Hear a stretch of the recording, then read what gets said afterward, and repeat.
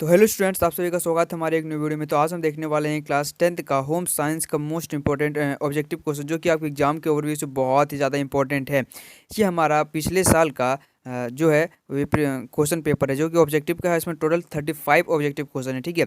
तो आप please video को अच्छे से देखिएगा और क्वेश्चंस को थोड़ा भी स्किप मत करिएगा, क्योंकि आपका जो एग्जाम है क्वेश्चन बार बार रिपीट करता है। और बहुत सारे क्वेश्चन जो कि है, इससे आपको रिपीट करके आपको जो एग्जाम में देखने को मिलेगा। तो चलिए फटाफट से हम देखते हैं क्वेश्चन, ठीक है। तो ये हमारा पहला क्वेश्चन है कि 3-4 वर्ष के रोगी बच्चों के मनोरंजन का मुख्य साधन है। तो मुख्य साधन क्या है? तो इसका हमारा जो आंसर होगा यानी हो जाएगा खिलौना, ठीक है।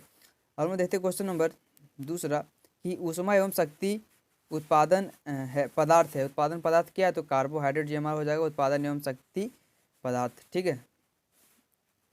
और हम देखते हैं क्वेश्चन नंबर 3 कि पारिवारिक आय तथा परिवार के सदस्यों की संख्या पर आधारित होता है। तो क्या आधारित होता है? तो आहार प्रबंधन पारिवारिक आय तथा परिवार के सदस्यों की संख्या पर आधारित होता है। अब हम देखते हैं क्वेश्चन नंबर 4 कि कुपोषण से बचने का उपाय है। कुपोषण से बचने का उपाय क्या है? संतुलित आहार या पर्याप्त आहार या मांसाहारी आहार या शाकाहारी आहार। तो क्या उपाय है? संतुलित आहार जब हम लेंगे तो हम लोग को कुपोषण नहीं होगा, ठीक है। और यहाँ पे हमारा क्वेश्चन नंबर 5वां है कि शिशु की शारीरिक वृद्धि के लिए उसके आहार का मुख्य तत्व है। तो मुख्य तत्व क्या है? ये हमारा जो प्रोटीन प्रोटीन ही रहेगा अच्छे से, तब हमारे शरीर का जो वृद्धि है वो सही से हो सकेगा। ये जो वीडियो है, ठीक है, आप इसको थोड़ा स्किप मत करिएगा और अपने दोस्तों के पास भी शेयर कर दीजिएगा वीडियो, ठीक है। फटाफट से उसके बाद हम देखते हैं क्वेश्चन नंबर 6 कि जन्म के समय शिशु का औसत भार होता है। तो औसत भार कितना होता है? तो 2.5 से 3 किलोग्राम होता है, ठीक है। औसत भार जन्म समय के शिशु का, ठीक है। उसके बाद हम क्वेश्चन नंबर 7 है कि खेल के बच्चों में विकास होता है। खेल से बच्चों में विकास होता है, शारीरिक होता है, मानसिक होता है, शारीरिक और मानसिक दोनों, या इनमें से कोई नहीं। तो इसका जो हमारा आंसर है तीसरा, यानी कि शारीरिक और मानसिक विकास दोनों होता है खेलने से। उसके बाद यहाँ पे हमारा क्वेश्चन नंबर है 8 कि दूध में पाए जाने वाला प्रोटीन है। दूध में पाए जाने वाला प्रोटीन कौन है? तो इसका जो हमारा आंसर होगा दूसरा, यानी केसीन। उसके बाद हमारा क्वेश्चन नंबर है 9वां कि खाद्य संरक्षण किया जा सकता है सूक्ष्म जीवाणुओं को दूर रखकर या मारकर या निकालकर, या इनमें से सभी। तो इनमें से सभी अगर करेंगे तो क्या होगा? खाद्य संरक्षण को सूक्ष्म जीवों से सुरक्षा किया जा सकता है, ठीक है।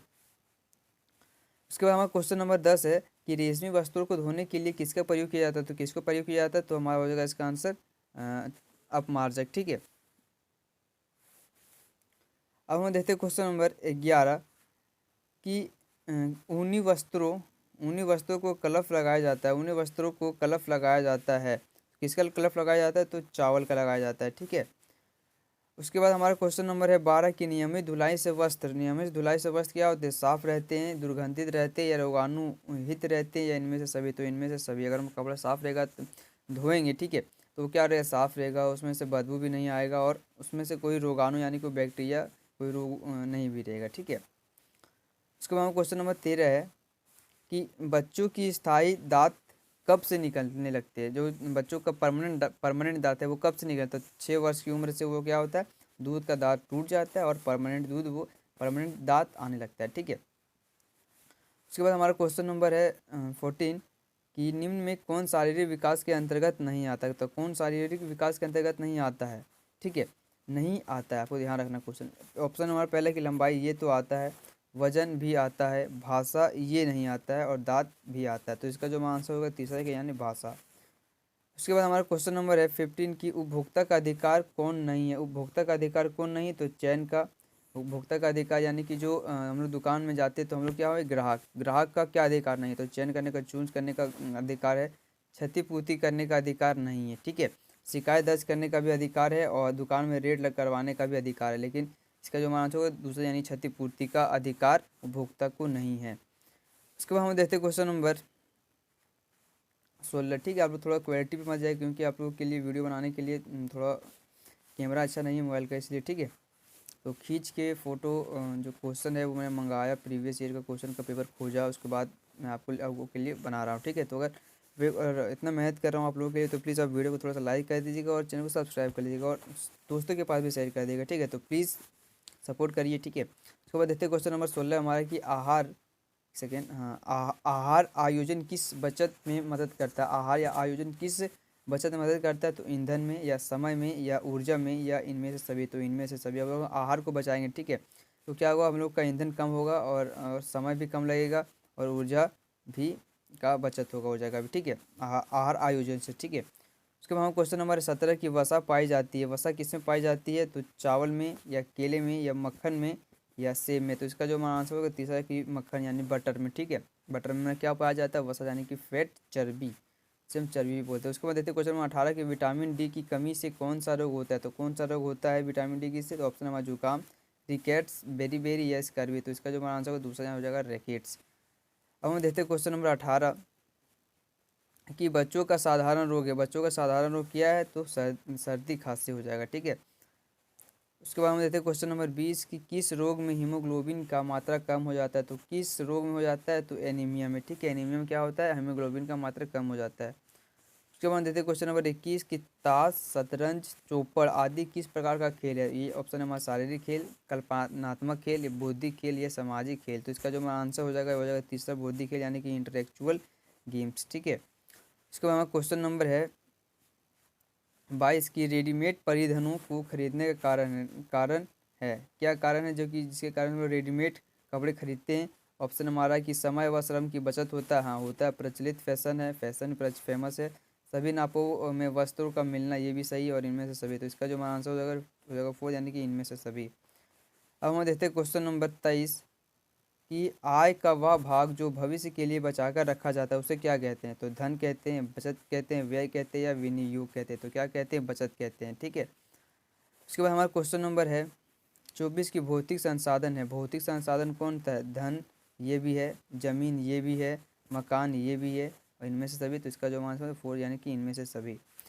उसके बाद हम क्वेश्चन नंबर 25 की आहार आयोजन का दायित्व मुख्य रूप से होता है, तो आहार आयोजन का दायित्व मुख्य रूप से किसका होता है, तो गृहिणी का होता है, यानी कि हाउस वाइफ जो होती है वो सबका होता है, ठीक है। उसके बाद हम देखते हैं क्वेश्चन नंबर 26 की खिलौने का रंग होना चाहिए, तो खिलौने का रंग कैसा होना चाहिए, काला या पक्का या कच्चा, या इनमें से कोई नहीं, तो क्या होना चाहिए, पक्का होना चाहिए खिलौने का रंग, ताकि खिलौने का रंग जो है वो छूटे ना और बच्चे के हाथ में ना आ जाए और वो अपने मुंह में कलर को ना ले ले, ठीक है।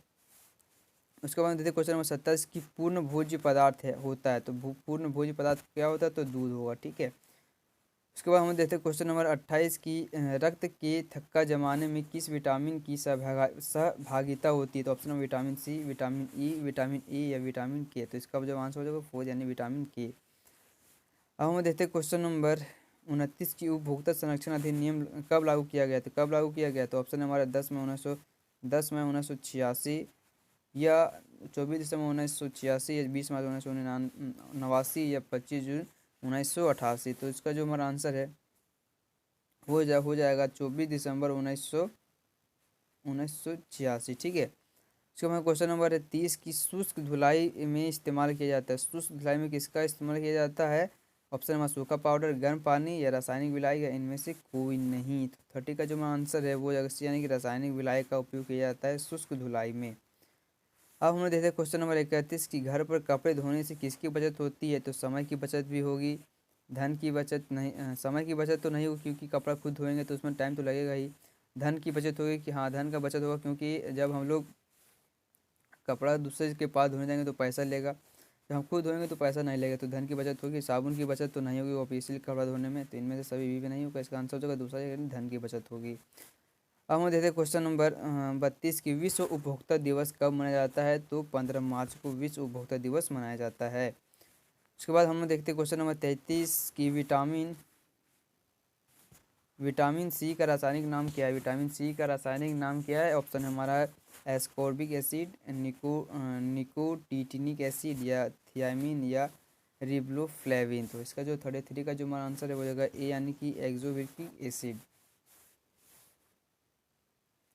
अब हम देखते हैं क्वेश्चन नंबर 34 कि 4 वर्ष का बालक पुस्तकों में अंकित किन बातों से जल्दी सीखता है, अंकित किन बातों से जल्दी सीखता है, ऑप्शन नंबर रंगीन चित्र से, लिखावट से, कहानी से, रेखा चित्र से, तो इसका हमारे को रंगीन चित्र। बच्चे क्या होते हैं, किताब में देखेंगे कलरफुल इमेजेस और उसको क्या करेंगे, पेज को पलटाएंगे और वही देख देख के सीखेंगे, इसलिए इसका जो हमारा रंगीन चित्र। उसके बाद ये हमारा क्वेश्चन नंबर 35 है जो कि लास्ट क्वेश्चन है, ठीक है, कि निसंक्रमण का प्राकृतिक संसाधन है, निसंक्रमण का प्राकृतिक संसाधन क्या, ऑप्शन नंबर तपाना, शुद्ध वायु और सूर्य की रोशनी, उबलना या जलना। 35 का जो हमारा आंसर है वो होगा सी, यानी कि उबालना। तो गाइस यहाँ पे 35 हमारा है जो ऑब्जेक्टिव क्वेश्चन कंप्लीट हुआ है। नेक्स्ट वीडियो में हम लोग और भी देखने वाले हैं क्वेश्चंस, ठीक है। तो अगर वीडियो आपके लिए थोड़ा सा भी यूज़फुल है तो वीडियो को लाइक कर दीजिएगा, चैनल को सब्सक्राइब कर दीजिएगा। मिलते हैं फिर से एक न्यू वीडियो में, तब तक के लिए जय हिंद।